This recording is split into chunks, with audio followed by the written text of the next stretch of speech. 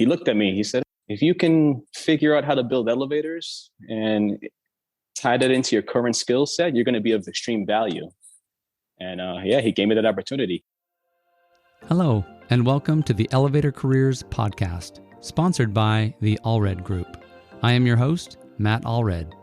In this podcast, we talk to the people whose lives and careers are dedicated to the vertical transportation industry to inform and share lessons learned, building upon the foundation of those who have gone before to inspire the next generation of elevator careers. Today, we are talking with Ed Rivera, who is currently a modernization and construction foreman with TEI in New York City. Online, Ed goes by Your Elevator Pal, and his tagline is, build elevators, build escalators, but above all, build each other. Ed started in the industry as a file clerk for Boca Group, and after a few years, he wanted to learn elevators from the ground up, so he joined Local 1. Ed is passionate about the elevator industry, and in particular, about the people who make it all happen. Ed, welcome to the show. Hey, listen, Matt, thanks for having me. It's really excited to have a chat with you. Yeah, I'm excited to talk to you. And honestly, I'm pretty fascinated by the fact that you're standing on top of an elevator car as we speak. Yeah. The car is currently under modernization. It's a duplex. I have a car to the side of me that's also out for modernization. It's the end of the day. Work's complete. So there's no movement happening here. Right. No, I definitely want to keep you safe. But I've always, ever since I started recruiting in the industry, I've always wanted to ride on the top of an elevator car. But I've never had that opportunity. Yeah, listen, we're on top of it. We ride it, but only on inspection. Yeah. Riding a car at full speed is a big no-no in our profession. No, I can only imagine. Well, thank you again for making time to talk with me. And I'm always fascinated by how people get into this industry, and so I've just got to ask, what was your method of getting into the industry? What happened to lead you this direction? I had no idea the vertical transportation industry existed. I went to William E. Grady, which was vocational high school in Brooklyn, studied electrical, took tests for MTA, Con Edison, Local 3, because just kind of waiting for that phone call. And while I was waiting, my father's coworker, Eddie Garcia, was a karate teacher to a man named Dan Nichols. Dan Nichols was the founder, one of the two founders of Boca Group. Okay. Boca Group is a vertical transportation consulting firm here in New York City. Again, at the time, I had no idea. I thought I was going to go interview with an elevator company. My dad sets up an interview. I go to this interview. The night before, I'm studying my motor control books, AC motor control, DC motor control. Went to this interview in 200 Park Avenue, the MetLife building in New York City, and thought to myself, wow, this is a fancy elevator company. This is a fancy building. Went in, sat down in the conference room, first time in a conference room. In walks Dan Nichols. He had a presence about him, just big, burly guy, walks in, sits down, stares me right in the eye and says, so how are your filing skills? And I just thought to myself, what the is this guy talking about? I just said, they're great. He goes, okay, when can you start? I said, today, tomorrow? He goes, good, go upstairs, see Jennifer, $7 an hour. And that was the beginning of my elevator career. So tell me what you were doing for Boca Group, because you had some electrical knowledge, but as far as elevators, maybe didn't know. Zero. Just at the time I could say was, zero experience with elevators specifically. And I was filing papers. The first couple of weeks, months, I just was filing papers. But at the same time, I was kind of just really getting a peek into this huge industry. And I started to just study the project managers and the consultants and interact and engage. And I would take home specifications. Cool. And on my own time, I would read them just to get an idea of the jargon. Had no idea what anything meant at the time. It was all still foreign, but I said to myself, man, there's opportunity here. I just got to put some work in. And, I was there for about 4 to 5 years. And in that time, my responsibility started to grow from filing papers to assisting with the bid packages, to the assisting of writing specifications. And again, I wasn't like an expert writing specifications. I was assisting, the senior PMs in that process. Started to go to meetings. I just started to grow. And with that growth, I think Dan Nichols had recognized that and started kind of moving me up little by little, more and more responsibility. And there just came a time where, unfortunately, Dan passed away. And he was the first guy in this industry who I looked up to as a mentor. So when he kind of passed away, unfortunately, I don't want to say I was lost, but I said to myself, okay, now's the time for a change. I mean, I really wanted to work with my hands. That's why I went to vocational school. Right. And I picked up the phone and I called Mark Gregorio. Mark Gregorio is the president and one of the founders of TEI Group, who's my current employer. That was about 15 years ago. 15 years ago, I gave him a call. So you called him and he said, when can you start? Yeah, I called him and I remember the phone call vividly. I said, hey, Mark, does that offer still stand? And he said, absolutely. Come see me tonight.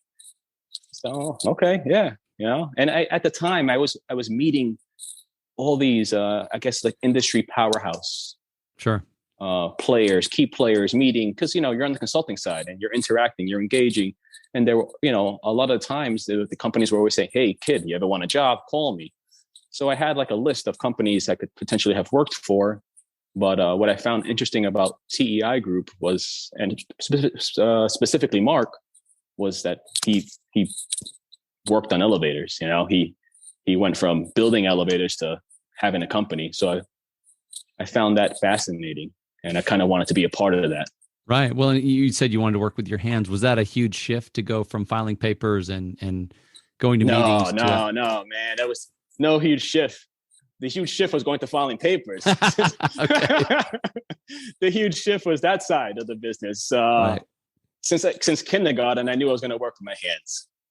That Very was cool. no question. Yeah. So I kind of went in, and it was funny because we sit down, we have a meeting, and he was under the impression I wanted to actually work for him, like sort of like a project management side. Sure. And I looked at him. I said, no, I'm here because I want to get into the union.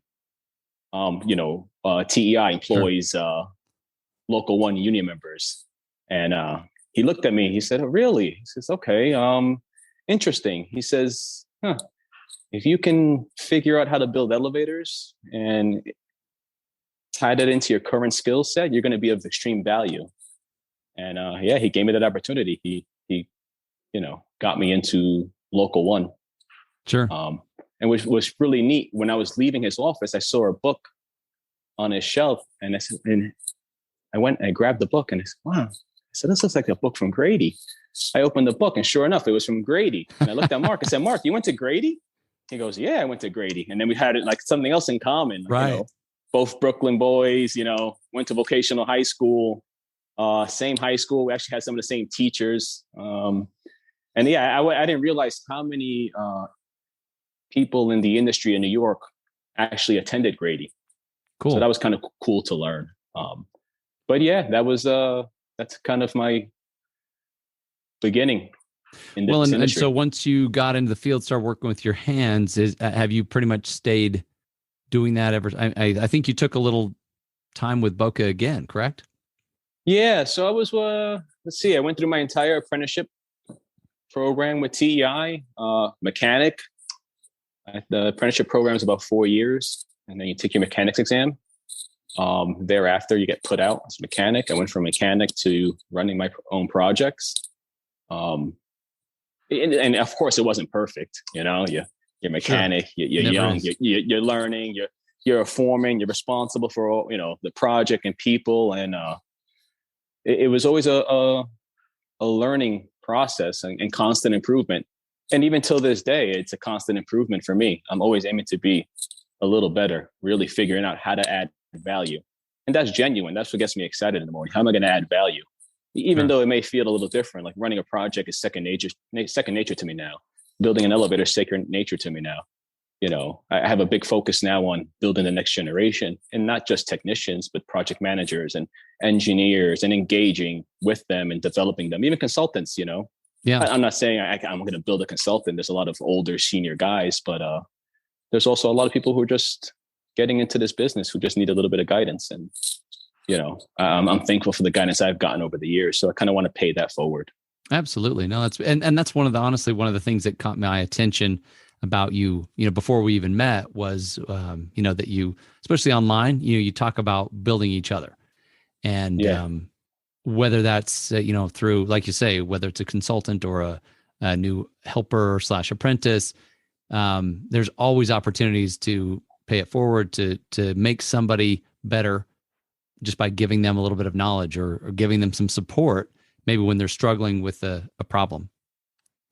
Yeah, I couldn't agree more, man. There's this industry it's huge, and there's a lot of roles and responsibilities. And, if I can add value to anybody's life, I like doing that. Yeah.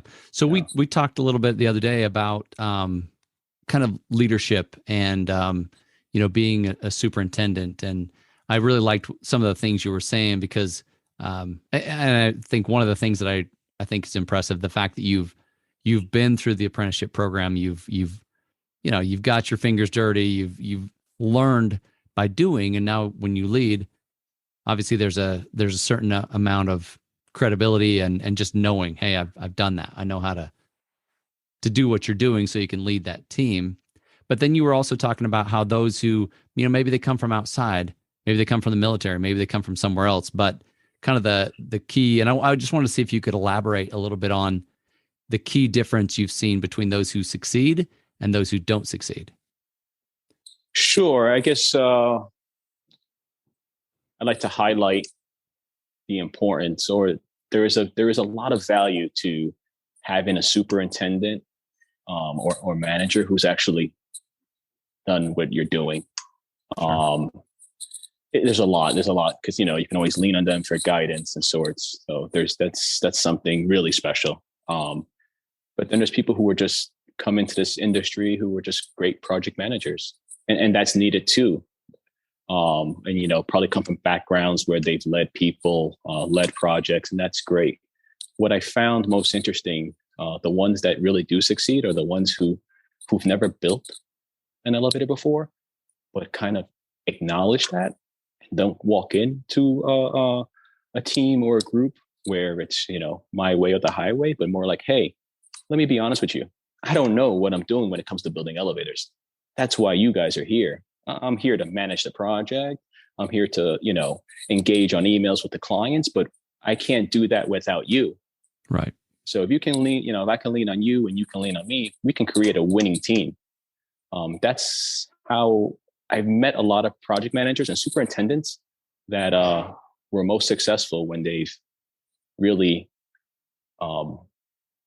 had the field personnel on their side. Right. Right.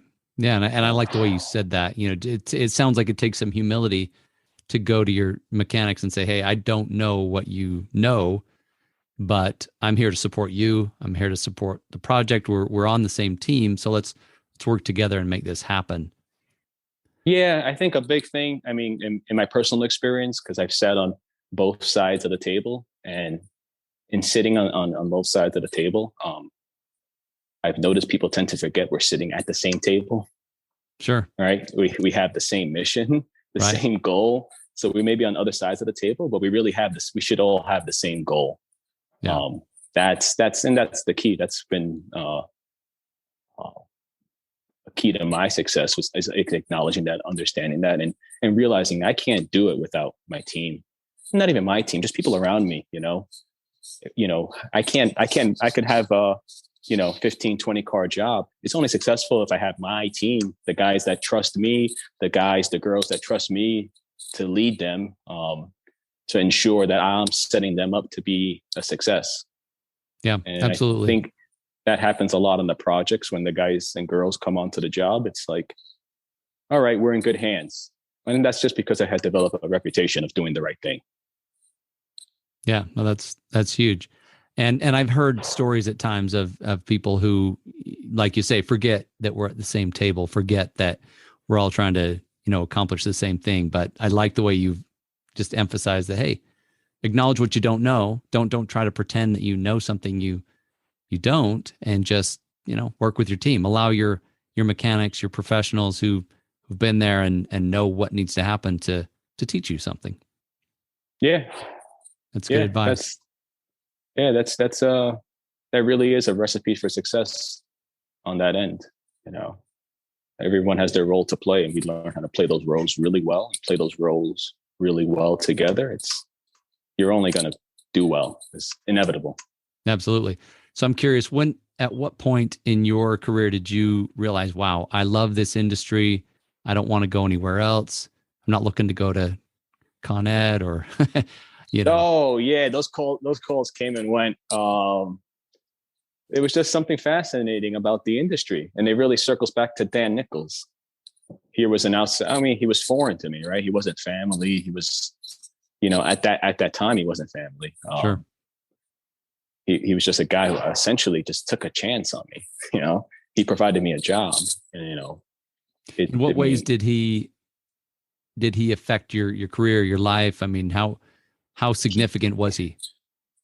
It was big in a sense where he was also he worked on elevators, right? He was another elevator guy, for lack of a better term. This is an elevator guy.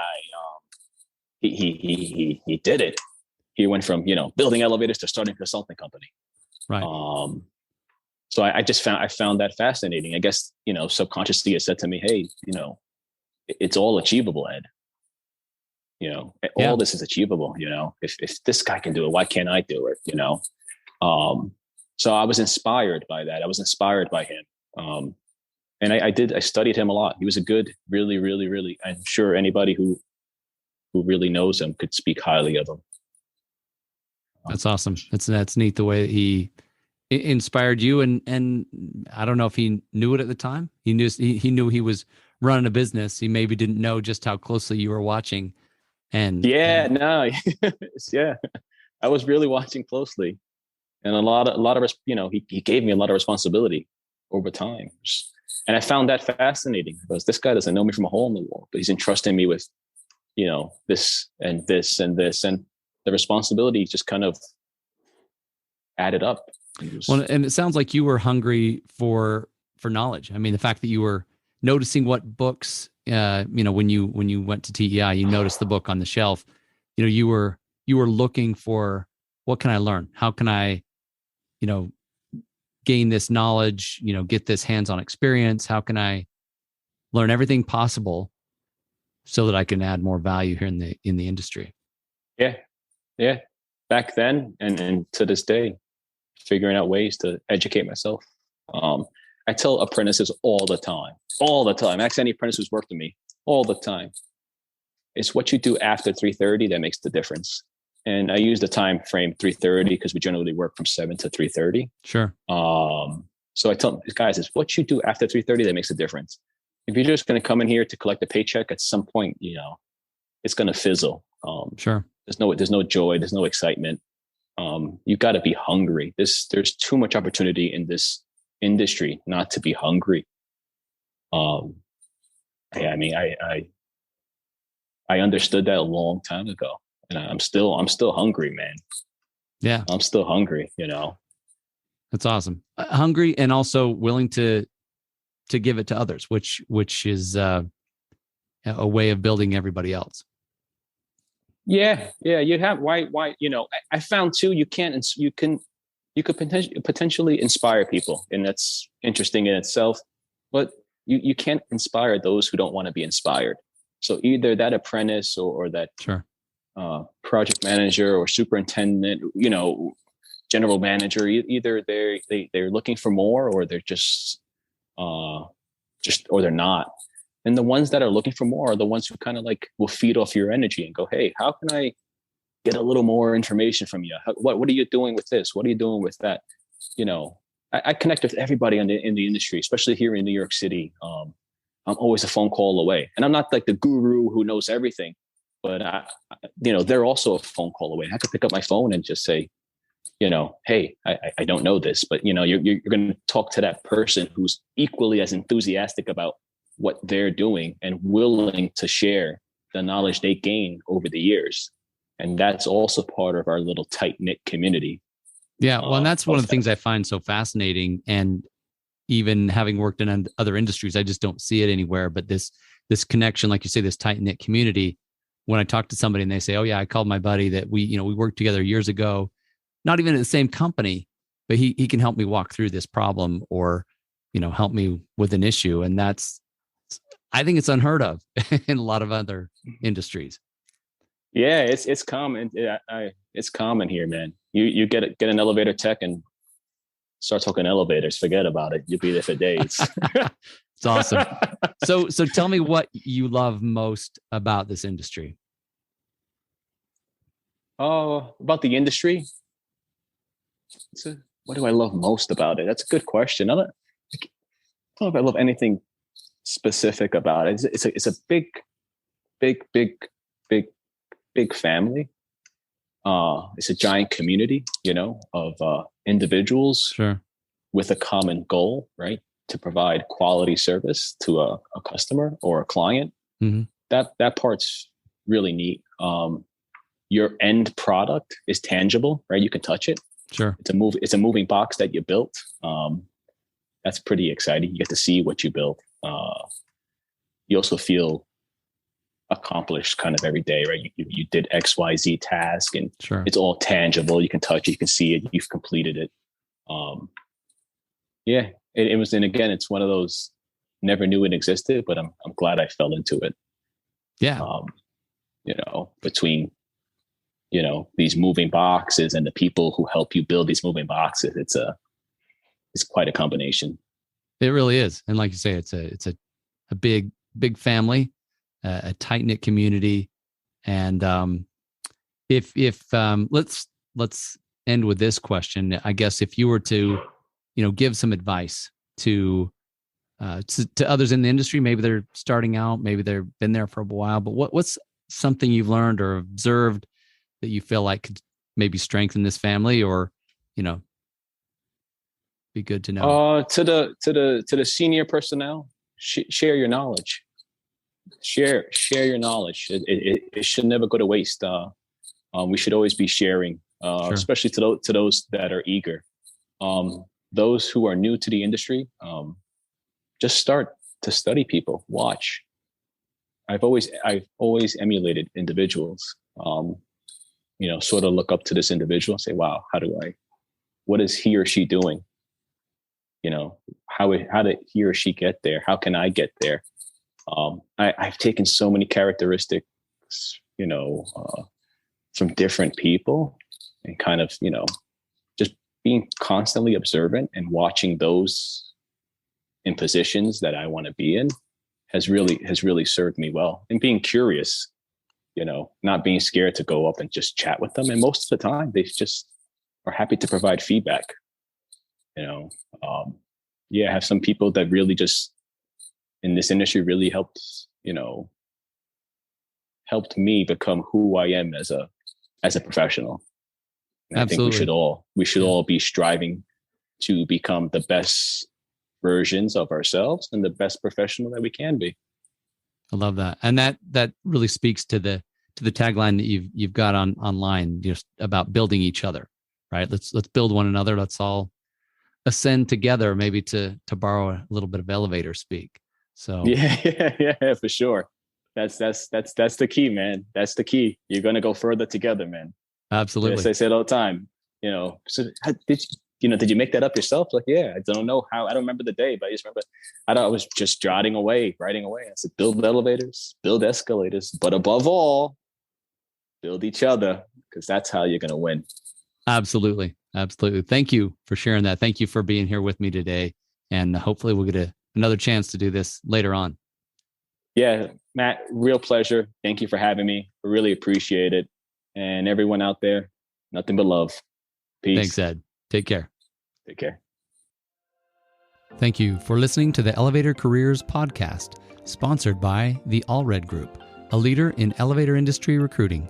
You can check us out online at elevatorcareers.net Please subscribe, and until next time, stay safe.